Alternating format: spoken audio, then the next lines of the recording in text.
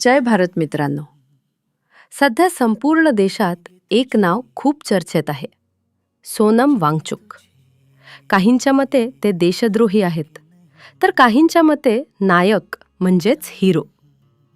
अनेकांना प्रश्न पडला आहे की ते उपोषणाला का बसले आहेत. चला हे सोप्या भाषेत समजून घेऊया. सोनम वांगचुक हे लडाखमधील प्रसिद्ध अभियंता, शिक्षणतज्ज्ञ आणि पर्यावरणप्रेमी आहेत.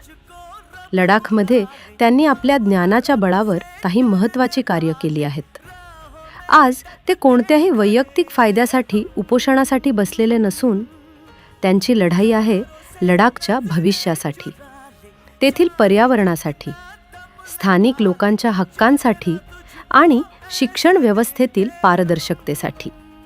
त्यांच्या नेमक्या प्रमुख मागण्या आहेत: लडाखला भारतीय संविधानाच्या 6व्या अनुसूचीचे संरक्षण मिळावे, जेणेकरून तेथील जमीन, नैसर्गिक संसाधने, संस्कृती आणि स्थानिक लोकांचे हक्क सुरक्षित राहतील. मोठ्या कंपन्यांकडून अनियंत्रित विकास होऊन हिमालयाचा नाजूक पर्यावरणीय समतोल बिघडू नये. लडाखला अधिक राजकीय प्रतिनिधित्व मिळावे आणि शिक्षण व्यवस्थेमध्ये, विशेषतः स्पर्धा परीक्षांमध्ये दीर्घकाळ उपोषण केल्यामुळे त्यांच्या प्रकृतीवर परिणाम झाला आहे. त्यांचे वजन कमी झाले असून डॉक्टरांनी आरोग्याबाबत चिंता व्यक्त केली आहे.